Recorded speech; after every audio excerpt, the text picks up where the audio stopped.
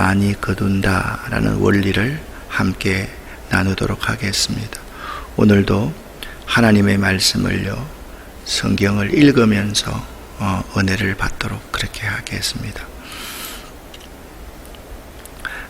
고린도후서 8장과 9장은 헌금 문제에 대해서 언급합니다. 바울은 이미 고린도전서 16장 1절부터 4절에서 헌금 문제를 언급하였으나 다시 고린도후서 8장 9장에서 이 헌금 문제를 언급함으로써 헌금을 한다라는 것이 돈을 낸다라는 그러한 의미보다 교회와 교회 또 성도와 성도 상호 간에 사랑과 교제를 하는 것이다 라는 점을 강조하고 있습니다.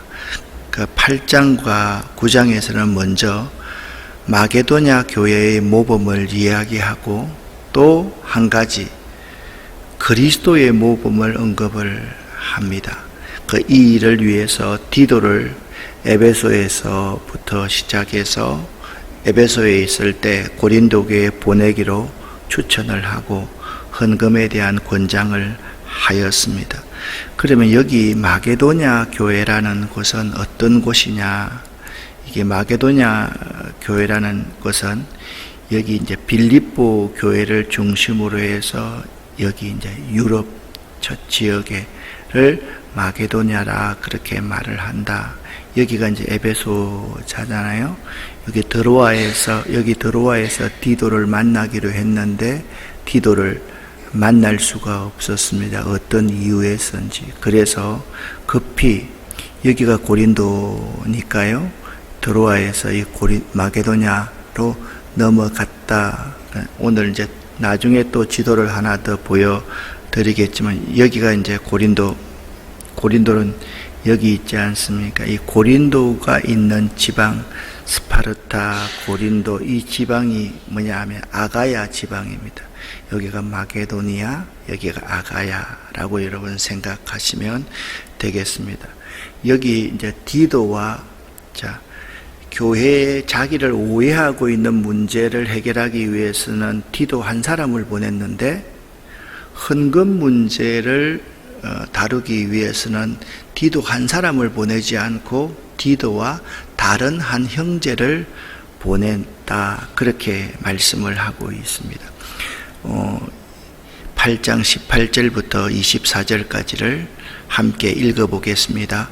우리는 그와 함께 형제 한 사람을 보냈습니다. 이 형제는 복음을 전하는 일로 모든 교회에서 칭찬이 자자한 사람입니다. 그뿐만 아니라 그는 여러 교회가 우리 여행 동병자로 뽑아 세운 사람이며 우리가 수행하고 있는 이 은혜로운 일을 돕는 사람입니다. 우리는 주님의 영광을 드러내고 우리의 좋은 뜻을 이루려고 이 일을 합니다. 우리가 맡아서 봉사하고 있는 이 많은 헌금을 두고 아무도 우리를 비난하지 못하게 하려고 우리는 조심합니다. 우리는 주님 앞에서뿐만 아니라 사람들 앞에서도 좋은 일을 바르게 하려고 합니다. 우리는 그들과 함께 또 형제 한 사람을 보냈습니다. 그가 모든 일에 열성이 있음을 우리는 여러 번 확인하였습니다. 지금 그는 여러분을 크게 신뢰하고 있으므로 더욱더 열심을 내고 있을 것입니다. 디도로 말하면 그는 내 동료요 여러분을 위한 내 동력자입니다. 그리고 그와 같이 간 우리 형제들로 말하면 그들은 여러 교회의 심부름꾼들이요 그리스도의 영광입니다. 그러므로 여러분은 그들에게 여러분의 사랑을 보여주십시오. 그리하면 그들을 파송한 교회들이 그것을 보고서 우리가 그들에게 여러분을 자랑한 것이 참된 것이었음을 확인할 것입니다. 아멘. 어떤 목사님과 이야기를 하면서 큰 모임에서 엄청난 돈을 다루고 있는데 돈이 앞에 딱 있으면 사람들이 바뀌더라라는 말을 들었습니다. 이 문제를 해결하기 위해서 디도 한 사람을 보낸 것이 아니라 돈 문제는 반드시 여러 사람이 함께 다루어야 된다는 원리를 사도 바울은 우리에게 말하고 있습니다. 18절부터 24절을 좀 구체적으로 이렇게 설명을 해드리겠습니다. 고린도 교회를 방문하여 성공적으로 일을 마친 디도에 대해서, 디도는 너무 바울이 신뢰하고 있는 사람이기 때문에 재차 디도를 고린도 교회로 보내어서 헌금에 대한 일체의 문제를 취급하도록 부탁하고 있습니다. 그 시대는 오늘날처럼 인터넷 뱅킹, 은행에 있는 것이 아니었으므로 돈을 가지고 갔다가 가지고 와야 되기 때문에 이건 굉장히 신뢰하는 사람이 아니면 이제 큰일 나는 문제였기 때문입니다. 헌금 문제를 다룰 때 디도와 더불어서 다른 형제를 보내어 연보 문제를 조심해서 다루도록 주의를 기울이고 있습니다. 물질 문제는요, 조금만 실수를 해도 불평이나 의심을 받기 쉽고 그렇게 되면 주의 영광이 가려지고 말기 때문이었습니다. 특별히 고린도 교회 일부의 악한 사람들은 바울이 하나님께 헌금하는 것을 사사롭게 착복했다라고 말도 안 되는 오해를 이미 했기 때문에 더 그렇습니다. 그리고 금전 문제에 대해서 바울은 주의를 기울여서 디도 한 사람 단독으로 그 문제를 처리하지 않도록 하고 두세 사람이 함께 처리하도록 한 것입니다. 따라서 오늘날 교회에서도요, 헌금을 취급하는 문제에 대해서는 사탄이 틈을 타지 않도록 두세 네 사람이 함께하는 것이 매우 성경적이고 합당한 일입니다. 이러한 바울의 태도가 8장 21절을 읽어보면 잘 나타나 있습니다. 사도 바울은 선한 일을 할 때 누구 앞에 조심해야 한다라고 말하고 있는가 하면 이렇게 말합니다. 우리는 선한 일을 할 때 주님 앞에서뿐만 아니라 사람들 앞에서도 좋은 일을 바르게 하려고 합니다 라고 말씀하고 있습니다. 선한 일을 할 때에도 주님 앞에서 인정받도록 주님께 영광 돌리며 주님의 뜻에 합당하게 선한 일을 해야 된다고 주장하고 있고, 또 한 가지는 사람들 앞에서도 떳떳하고 신임받으며 인정받을 수 있는 선한 일을 해야 한다라고 말하고 있습니다. 성도의 올바른 신앙생활은요, 이웃에 대한 진정한 사랑과 하나님께 대한 참된 헌신이 어우러져 조화되어서 나타날 때야 비로소 그것이 온전한 것이라고 할 수 있는 것입니다. 아무리 선한 일이라고 하도 그것이 하나님과 사람에게 기쁨이 되지 않고 덕이 되지 않으면 선한 일을 통해서 사람들이 시험에 들 수 있기 때문에 그렇습니다. 저는 지금까지 30여 년을 목회해 오면서 많은 사람을 봤습니다. 큰 교회에 있을 때 정말 믿을 만한 그러한 사람이었는데 한 사람을 본 게 아닙니다. 적어도 10사람 이상을 제가 지금까지 보았습니다. 교회의 일을, 교회의 헌금을 사사롭게 착복해서 문제가 생기는 사람을 엄청나게 많이 보았기 때문에 이 돈 앞에서는 시험에 들지 않는 사람이 한 사람도 없다라는 사실을 알아야만 됩니다. 그러면 이 헌금은 어떻게 해야만 하는가? 오늘 9장 1절부터 5절에서 이렇게 말씀하고 있습니다. 함께 읽어보겠습니다. 유대에 있는 성도들을 돕는 일을 두고 나는 더 이상 여러분에게 글을 써보낼 필요가 없습니다. 여러분의 열성을 내가 알고 있기 때문입니다. 내가 마게도니아 사람들에게 아가야에서는 지난해부터 준비가 되어 있다 하고 자랑하고 있습니다. 여러분의 열성을 듣고서 많은 사람이 분발하였습니다. 내가 이 형제들을 보낸 것은 우리가 이 일로 여러분을 자랑한 것이 헛된 말이 되지 않게 하려는 것이고, 내가 말한 대로 여러분이 준비하고 있게 하려는 것입니다.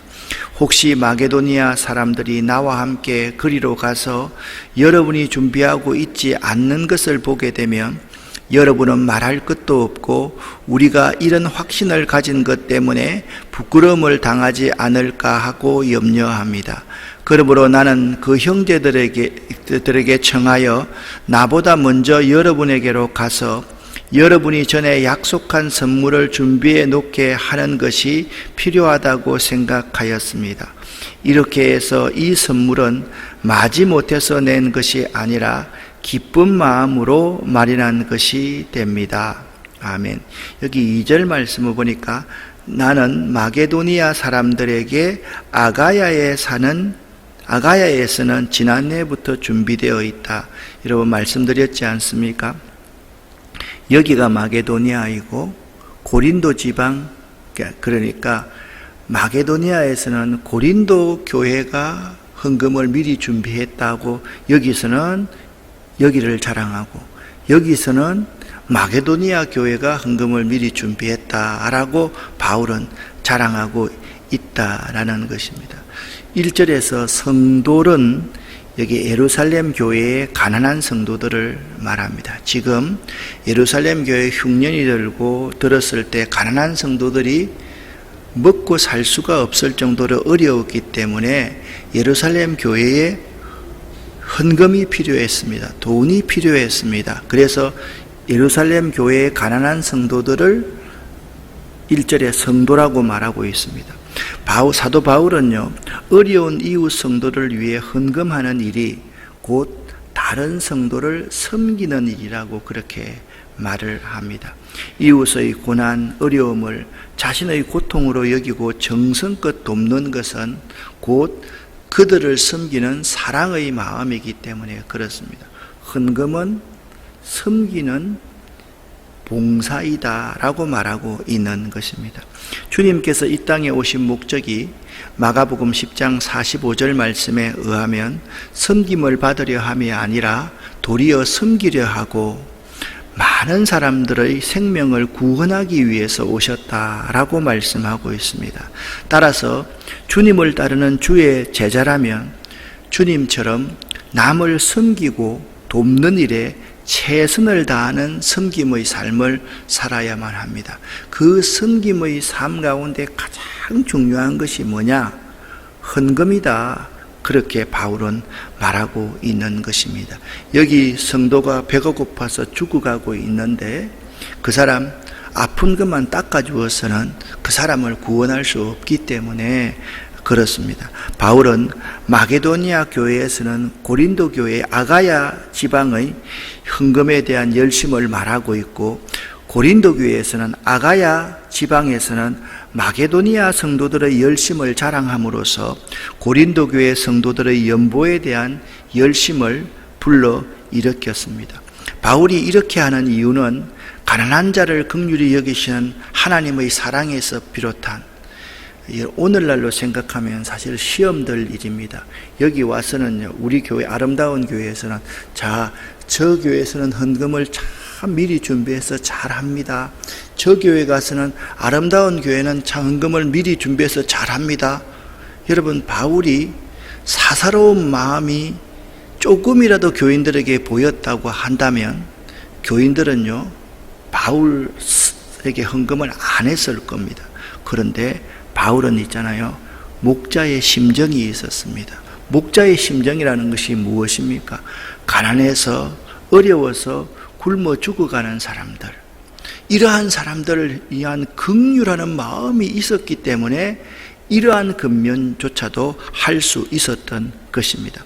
그리고 4절과 5절에서 연보를 미리 준비해 놓으라고 고린도 교회 성도들을 권면합니다. 그 이유는 바울이 고린도 교회에 도착하기 전에 예루살렘으로 보내진 연보가 미리 준비되어 있다면 그것은 고린도 교회 성도들이 바울을 옛날처럼 다시 신임하고 존경한다는 증거가 되기 때문입니다. 말씀드렸지 않습니까? 고린도 교회 성도들 가운데 악한 교사들은 바울이 헌금을 착복했다, 바울은 사람을 차별한다, 바울이 신뢰할 만한 사람이 못 된다, 바울이 헌금을 착복했다, 그래서 고린도 교회 성도들에게 헌금을 미리 준비해 두십시오라고 디도를 통해서 권면했는데, 그들이 헌금을 준비해 놓으면 다시 바울을 신임하는 생각이 그들 가운데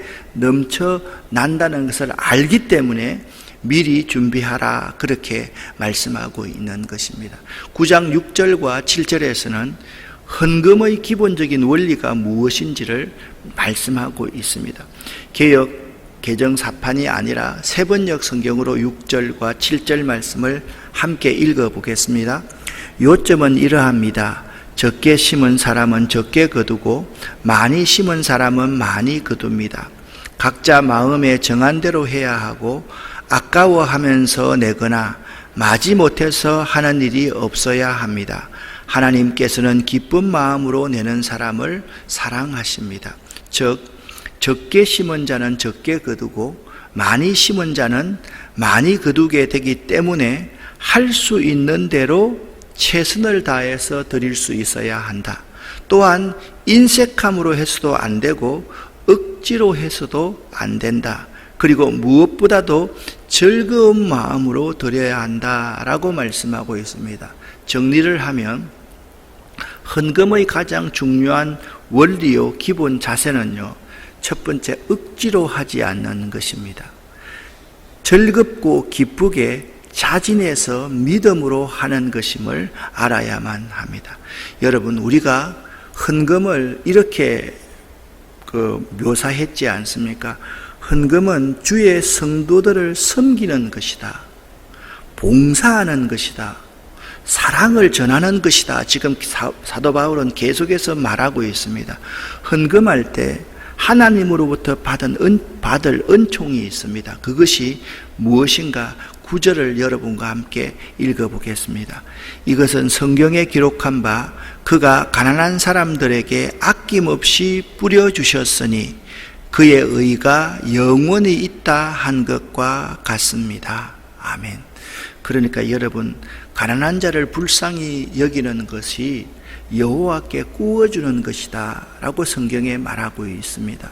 가난한 자를 위하여서 자기의 재물을 아낌없이 흩어주는 자의 그 의는 영원토록 하나님이 기억하시는 바가 되고, 또한 하나님께서 그에게 후히 갚아주실 것이라고 말씀하고 있는 것입니다. 그러니까 봉사하는 헌금을 한다는 것은 하늘나라 창고에 쌓는 일임을 말씀하고 있는 것입니다. 오늘 10절부터 15절까지에서는 헌금하는 것은 봉사하는 것이다 라고 말씀하고 있습니다. 10절부터 15절까지를 함께 읽어보겠습니다. 심는 사람에게 심을 씨와 먹을 양식을 공급하여 주시는 하나님께서 여러분에게도 씨를 마련하여 주시고 그것을 여러 갑절로 늘여 주시고 여러분의 의의 열매를 증가시켜 주실 것입니다. 하나님께서 여러분을 모든 일에 부요하게 하심으로 여러분이 후하게 헌금하게 될 것입니다. 우리가 여러분의 헌금을 전달하면 많은 사람이 하나님께 감사를 드리게 될 것입니다. 여러분이 수행하는 이 봉사의 일은 성도들의 궁핍을 채워줄 뿐만 아니라 많은 사람들로 하여금 하나님께 감사를 넘치게 드리게 할 것입니다. 여러분의 이 봉사의 결과로 그들은 하나님께 영광을 돌릴 것입니다. 그것은 여러분이 하나님께 순종하여 그리스도의 복음을 고백하고 또 그들과 모든 다른 사람에게 너그럽게 도움을 보낸다는 사실이 입증되었기 때문입니다. 그들은 또한 여러분에게 주신 하나님의 넘치는 은혜 때문에 여러분을 그리워하면서 여러분을 두고 기도할 것입니다. 말로 다 형언할 수 없는 선물을 주시는 하나님께 감사합니다. 아멘.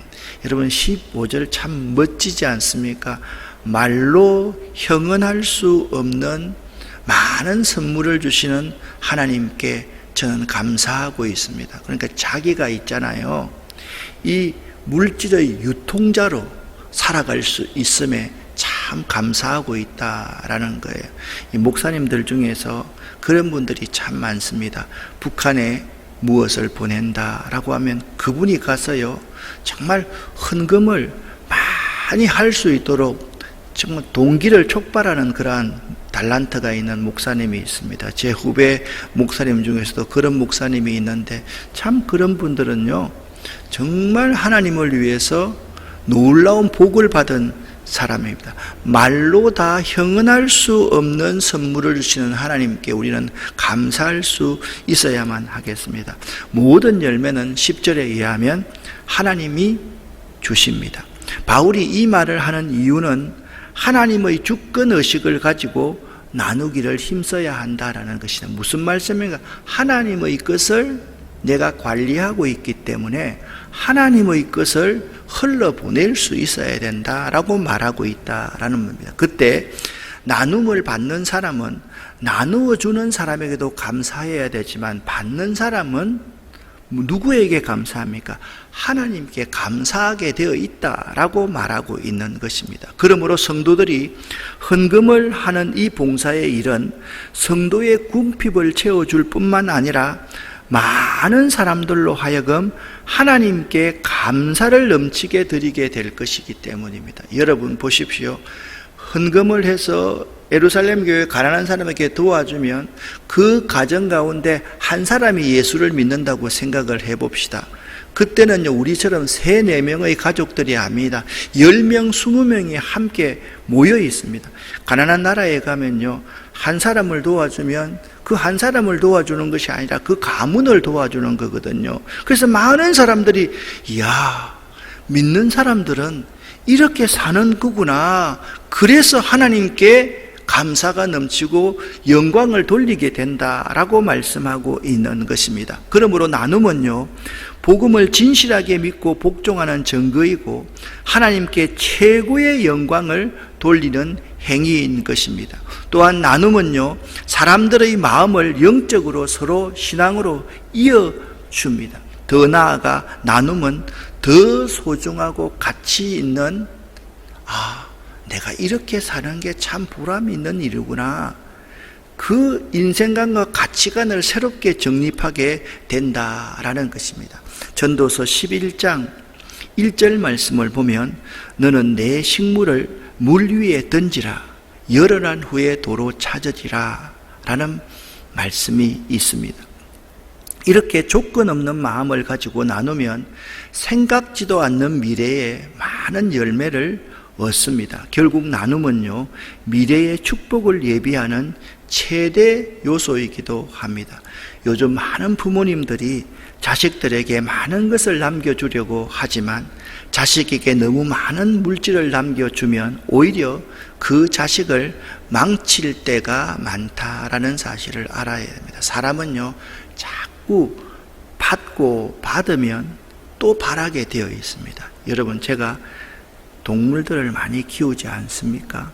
우리 여기 있던 개, 백두와 한라를 지금 저쪽 한경산에 키우고 있는데요, 그놈들이요, 내 차만 보면요, 막 좋아서 죽으려고 합니다.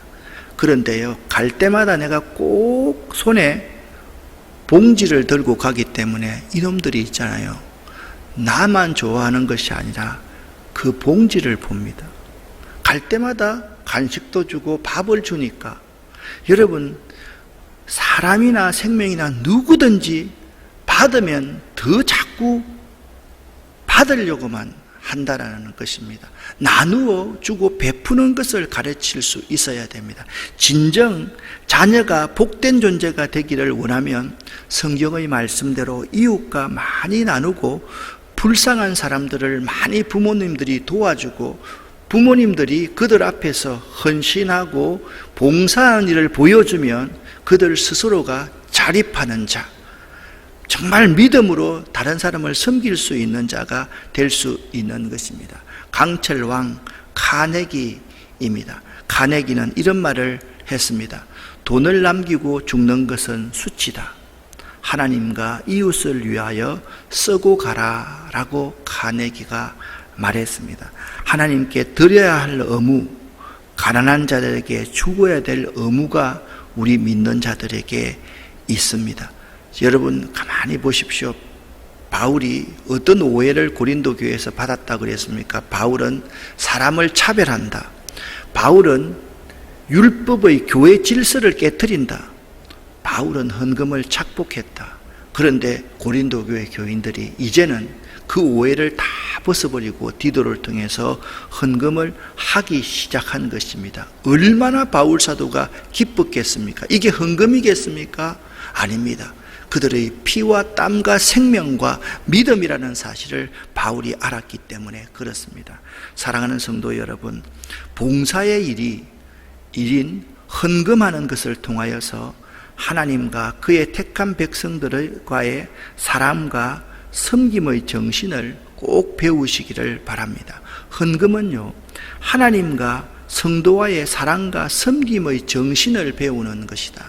나누어주고 베풀어주는 것, 봉사하는 것, 이게 내 걸 빼앗기는 것 같지만은 헌금하는 일은 마치 깊은 맑은 샘을 파는 것과 똑같습니다. 파내고 나누어주면요 없어질 것 같은데 그러지 않아요.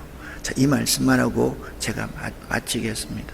이제 장마철이라 그래서 우리 석탄리 환경센터는요 빗물을 받아서 농사에 활용하는 시설들을 갖추어 놨거든요. 비닐하우스 하나에서 받는 빗물이 비 한 번 오면 1톤 이상 2톤 정도를 받을 수 있습니다. 그 물만 가지고요 비닐하우스 2동의 농사를 넉넉하게 지을 수가 있습니다. 그 물통에 있는 물을 다 쓰고 나면 물이 없어져 버리는 것입니까? 아닙니다. 하나님께서 1톤을 쓰고 나면 2톤, 3톤, 5톤, 10톤까지 부어주시는 분이라는 사실을 여러분 알고 헌금을 통해서 사랑과 섬김과 봉사의 정신을 배워갈 수 있는 여러분 되시기를 예수 이름으로 간절히 축원합니다. 기도하겠습니다. 하나님 아버지 감사합니다. 헌금이 돈이 아니라 우리의 마음이고 하나님께 감사하는 봉사이고 성도를 섬기는 일임을 배울 수 있게 도와주심을 감사합니다. 나누고 베푸는 삶, 봉사하는 삶, 섬김의 삶을 우리 자녀 손들에게 남기고 갈 수 있는 저희들이 되기를 원합니다. 하나님, 오늘도 또 이 새벽 예배 이후로 환경센터에서 일을 하고 또 각자의 직장과 사업에서 일을 하고 가정에서 섬기게 될 때 하나님, 우리가 항상 봉사하기 위해서 일하고 노력함을 꼭 기억할 수 있게 하시고 하나님께 드리고 가난하고 불쌍한 이웃에게 아낌없이 나누기 위해서 이렇게 열심히 노력함을 꼭 기억할 수 있도록 도와주시옵소서. 하나님, 이 새벽에 기도하는 우리 모두에게 하늘의 놀라운 복을 주시고 물질이 부족한 자에게 물질을 채워주시고 믿음이 부족한 자에게 믿음을 채워주시고 건강이 부족한 자에게 건강을 채워주시옵소서. 예수 그리스도 이름으로 축복하옵고 간절히 기도 올립니다. 아멘.